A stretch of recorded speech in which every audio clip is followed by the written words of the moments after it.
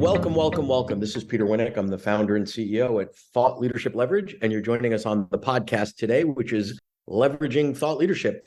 Today, my guest is Christian Boucousis, and I hope I pronounced his name right, but if not, near enough. Momentarily. There we go. Christian's a really interesting guy. He is currently the CEO at Afterburner. He is an author. He's a speaker. He's a former fighter pilot. If you Google him, you'll find out all sorts of interesting stuff. But let's just, given that we're here, let's just talk to him. What is up, Boo? What's going on? Oh, settling in. You'd be Pete in Australia, not Peter, because we abbreviate everything. Pete, we are just 6 weeks into settling into beautiful Miami, starting to find our feet and, embarking on the next life chapter. Don't ever be in a hurry to get to the last chapter in your life book. Yeah, well, and you've had several chapters, right? So the current one is sort of the culmination of lots of things, right? So the early career fighter pilot, speaker. The crescendo, yeah. So I want to talk now about, you're one of the few folks that have been on sort of both sides of the house, meaning as the talent, creating thought leadership, delivering it, being a keynoter, et cetera. But now that you wear the CEO title at Afterburner, there's a big piece of the business side of the hat that you have to wear, which not all thought leaders wear well. So how has that crossover or integration maybe been for you? Yeah, look, I mean, fundamentally, I consider myself, a businessman, a business founder. Before I got into thought leadership, I didn't even know what it was until I'd been speaking for about 2 years, and I saw this thing called the Thought Leadership School, and I'm like, I wonder what that is. Now I understand what it is, but at the time, I didn't start speaking until I was in my 40s. I was already a business owner. I founded a humanitarian business in the Middle East, which grew to a phenomenal size in very short period of time.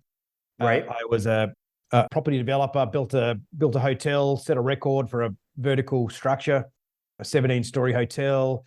As a publisher, bought a publishing business and grew that and digitized it from a paper publishing business. And about 10 years ago, I saw this event run by a company called Afterburner. A very good friend of mine in Australia was a fighter pilot. He was presenting to one of our biggest insurance companies. And as he was delivering his keynote, I sort of watched it and I was like, oh, wow, that's really interesting. It's a whole bunch of fighter pilot ways of working and the way that we think translated into the business world. And I saw the reaction in the room and people were just rapt by it. And I also, it resonated with me because, the big part of my career that is almost a footnote these days was I was a fighter pilot for 11 years as well. And it wasn't until that point in time, I kind of realized the value of the training. I saw it probably the way everyone sees a fighter pilot and everyone sees Afterburner, which is, it's a bunch of guys and girls in green suits that run around and fly at 1,000,000 miles an hour and play volleyball with their shirts off, Top Gun style. But in that moment, I had this kind of aha feeling where I was like, it's not the flying that is the fighter pilot thing. It's the way of thinking, and we're just equipped with this incredible, fast, agile mindset, which has been codified over the years. A fighter pilot called Jeff Sutherland created Scrum and created the origins of Agile, and a lot of fighter pilots sprinkled around the world doing some pretty amazing stuff. And I bought Afterburner earlier this year, the whole group, because I thought what an incredible platform to distribute what I believe is some fundamentally sound intellectual property. Well, but so stay there for a moment. So the acquisition of Afterburner. So if you go back and if you don't know Afterburner, look them up because it's a fascinating organization. So old school Afterburner, the model was here's a bunch of fighter pilots and there's a new crew coming out every year into retirement or whatever the case may be. And nobody became famous individually because it was really about the Afterburner model, right? Correct. And they would travel around various groups delivering, in essence, corporate keynote speeches, right? That was the business model. And I don't know how old the firm is. I'm going to guess 20 plus years old. Yeah, 27 years now. Yeah. Okay. So I want to talk a little bit about the transformation that you've taken and you've seen that business go through, because it's not, obviously we had this little thing called COVID, where if you're in an event-based business, probably not the place you wanted to be. How does Afterburner deliver value now where it's not 100% dependent on, we'll come to your city, talk to your event, and, talk to your people and whatnot? Well, I think like everyone, we just pivoted into, no, I don't really like that word. We evolved into virtual delivery, and Zoom was great for us. We were first movers on Zoom. We adopted the breakout rooms on Google on Zoom, like literally the day they were launched. We ran it, in a very sophisticated format. We understood that during COVID there was lockdown in different states and everyone had different rules. But because we were a distributed model, unlike other thought leaders, we had people in every state in the US, every country around the world. Yep. So we could be live in some areas and virtual in others and hybrid all at the same time. So we actually had to question some basic assumptions that were fundamental. And I would say, and tell me if I'm wrong, that some of the old school or older assumptions about Afterburner was it's the Afterburner experience. It's being live in a room, watching these amazing people that have done things that most of us will never do, get up and look you in the eye and tell you the story.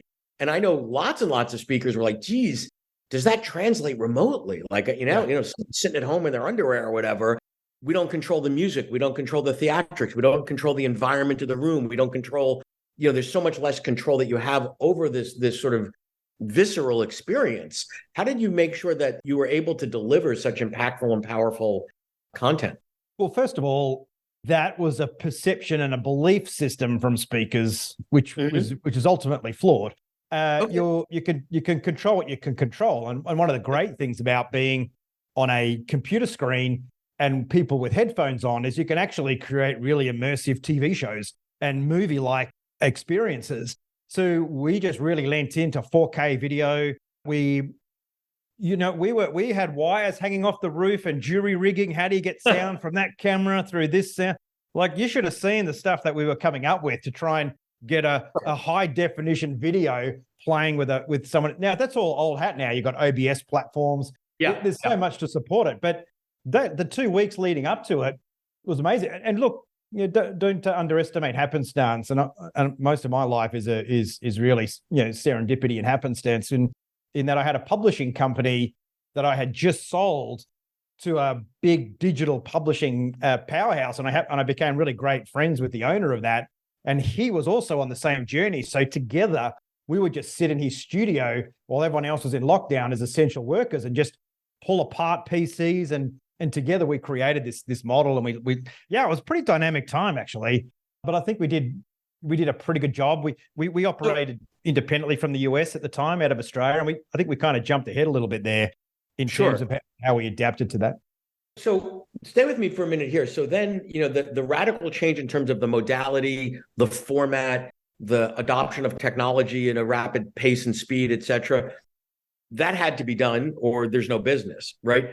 But I would then say, but what has not changed, what is evergreen, what is universal, are some of the key core messages that Afterburner delivers around teamwork, around collaboration, around courage, around risk, around all those things. So sort of square that for me.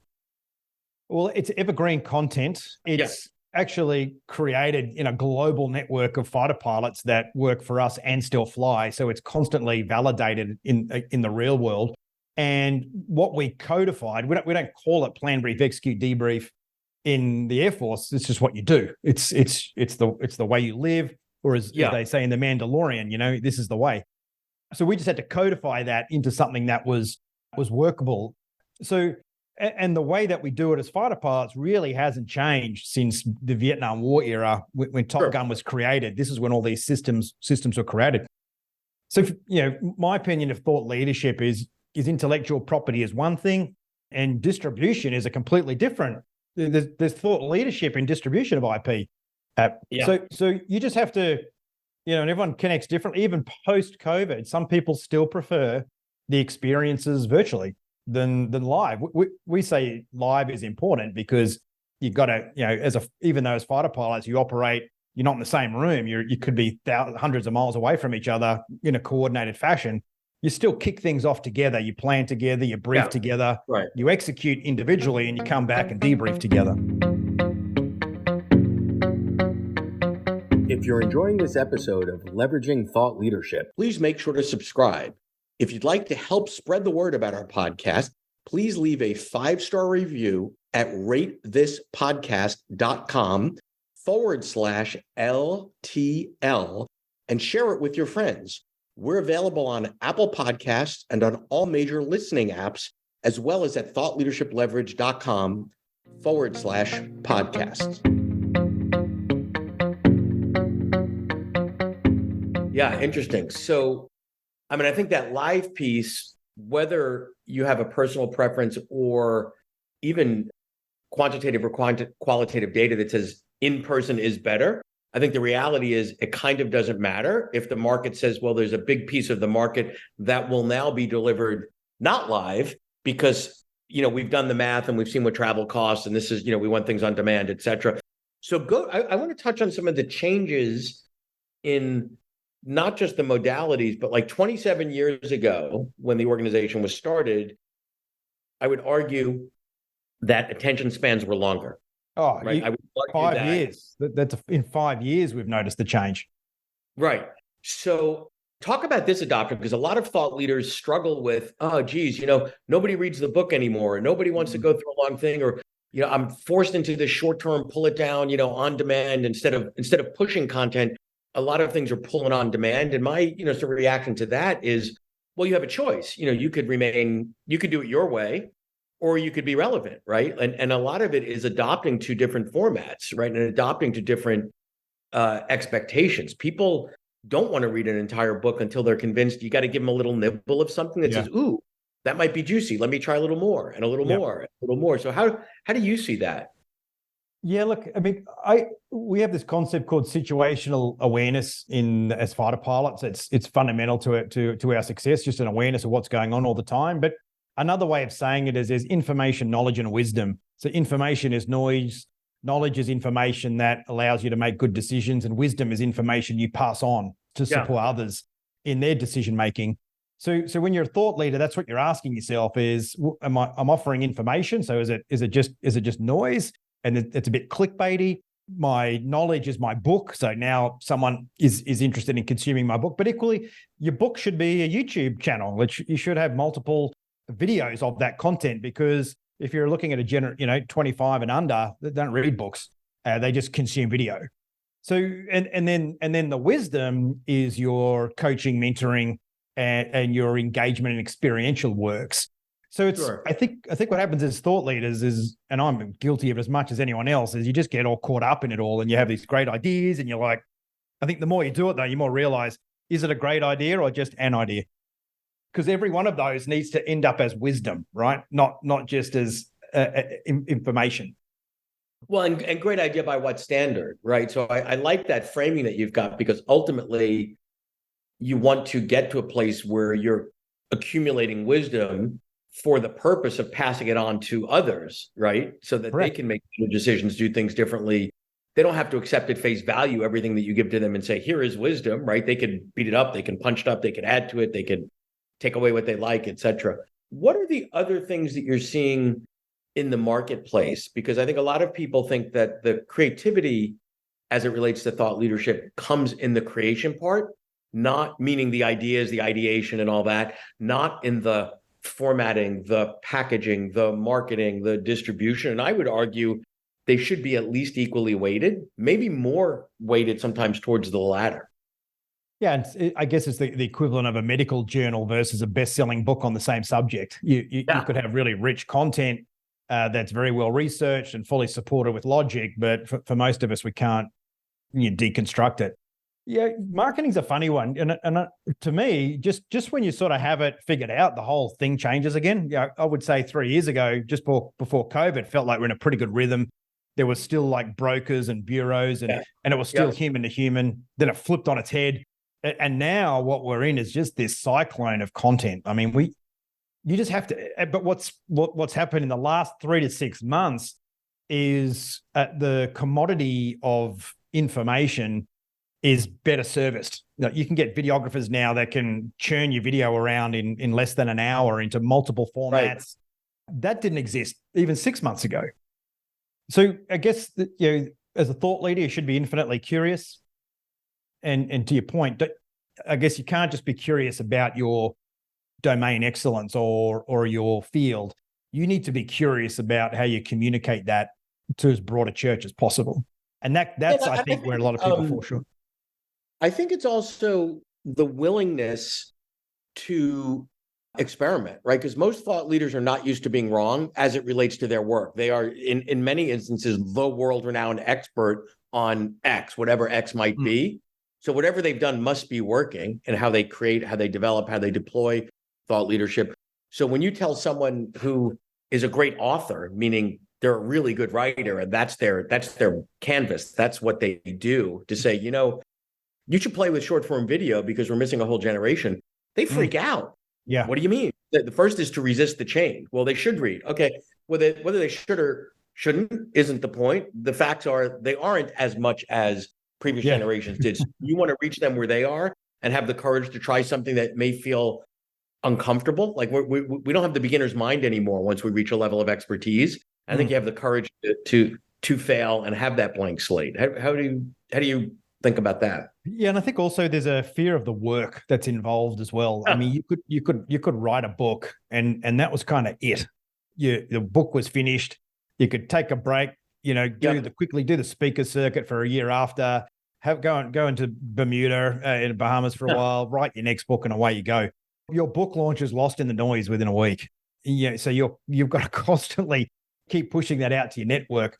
And I think what's challenging for people that maybe have a more, I guess, sophisticated view of the world is some of the stuff you got to put out there has to be a little bit grabby. It has to, you have to appeal to a belief system. And I think where we're lucky with Afterburner is an element of great intellectual property is people believe what you say. And when you talk about performance and you're in a green suit and you've got another pilot with you on stage or on a virtual presentation, we don't have to spend a lot of time, I guess, building a platform of credibility before we deliver the intellectual property. So we can accelerate. So part of being, a thought leader is what is that? Like, what is that thing that immediately establishes trust and credibility and means people pause on a feed and engage in that 1 minute video? Well, and there's a fine line on that pause piece between being clickbaity and really being a thought leader, right? So that, I think, is a real challenge because we're living in a world where the scarcest commodity is undivided attention, right? That is the rarest of rare. So we have to break the trance and do this stuff. And a lot of the tactics that work for many, again, clickbaity, the 5 things to whatever, just don't really work when it comes to high quality thought leadership. And if you try to sort of lower the bar, it could dilute the brand. If you stay too sort of highfalutin, nobody's going to listen. So you have to do it in a way that my personal recommendation is like, it's got to be authentic. You don't want to become the person that makes you cringe when you see them on your feed, but maybe it's a different style than you're used to. So it's I went through this journey in a publishing business, a highly credible aviation journal, the biggest aviation magazine in the Southern Hemisphere, one of the top 4 globally. And it was a very credible, that's what it built its whole reputation on for 40 years. But then social media hit and then digital hit. And all of a sudden it's just was tanking. Yeah. So part of rebuilding it was having that balance. So if we posted an airplane almost crashing off a runway or some sort of spectacular flight maneuver on social media, we get 1.5 million views. Yeah. We put an article on there, we might get 4,000. But the point was, it was the balance of both, because that's how humans work. None of us want to sit and watch a documentary for 8 hours. We want to watch a documentary. Right. We want to have a little bit of a laugh. So if you capture the audience on theme with both, so your comedic or fun side still resonates. So if you're a thought leader on human performance, fail videos and people underperforming, and we can still draw a lesson from that, right? Like the optimism bias or the planning, the flawed planning bias. There's always a lesson you can draw. So I think clickbaity can be contextualized entertainment or infotainment. I don't think there's anything wrong with that, but it is a fine line. You can't just, have Kim Kardashian's, with a popping out of a bra by accident on a red carpet. I think that's gonna resonate, right? If you're a bra maker, it probably would. So that's the key. No, but I like what you said in terms of it could be fun. I think sometimes when we're in delivery mode, we're like, okay, we are serious. We are the expert. We need to deliver this in a very sort of academic way. And I think that obviously, Afterburners proved this, that there is a fun and dramatic and engaging, almost theatrical component to it. And what does that do? That increases the level of engagement and lean in, and therefore quality or maybe the speed of the consumption, right? Because if you took that same work and transcribed it and had somebody monotone delivering it, on stage, it's not going to be as sexy and engaging. Yeah, I mean, we remember what we feel. We don't remember what we see or hear, and that's why you have to invoke some emotion that's connected to the message. And we've completely, Afterburner had a keynote in the last 6 months. We've completely redrafted it. It's completely different now because it has to be. Yeah. It has to be more entertaining. Yeah. It has to be relatable to the people in the room. Yep. And whereas at the end of a keynote, 7, 8 years ago, people would remember 4 or 5 key points. I think if you get 1 to 3 now, you've done a good job in a keynote. Yeah, I think 3 is probably the top of the upper limit there. All right, as we start to wrap, I'll ask you something I've asked folks before because I like the question, which is someone out there now or several people out there now listening are where you were 10 or 15 years ago, right? They're on their journey as a thought leader and a business person in the thought leadership space. What advice would you give them? What would you tell them? I would say if you've got no idea what you're doing, hitch your wagon to a thought leader academy, a thought leader school, a community that understands what you're trying to achieve. I did that even 5 years into doing I was already doing keynotes for 5 years, but there's definitely a formula to it, and there's knowledge. So I think that's really important. And if you don't really know what your intellectual property is, or you have a rough idea, just buy into some intellectual property. Brene Brown or someone, or a Tony Robbins. Just find someone who already has some great intellectual property, and then as you learn and get your own feel for it, then start to go on your own way. But I think writing a book, I wrote a book which was really, really hard. In fact, it was ghost written. I didn't do it myself. My next book I'm writing. That's probably the best thing to do, to actually give yourself some rigor around your intellectual property, understand who else is doing it, where your point of difference is. So I think no one else has answered that question that way in terms of basically licensing someone else's IP, whether it's Brene or Maxwell, or there's probably a dozen other options there, because you're able to deliver immediately to the marketplace stuff that is deliverable and high quality. And then you could figure out, well, what might you want to do differently? What could you learn from that? What would be the nuances? Not from necessarily exactly that strain of intellectual property, but the delivery side, the business side, et cetera. I love that. Great stuff. Well, it's been great talking to you today, Boo, and I appreciate your time and your energy, and wish you the best. Thanks, Pete. Really appreciate the opportunity. Take care. To learn more about Thought Leadership Leverage, please visit our website at thoughtleadershipleverage.com. To reach me directly, feel free to email me at peter@thoughtleadershipleverage.com. And please subscribe to Leveraging Thought Leadership on iTunes or your favorite podcast app to get your weekly episode automatically.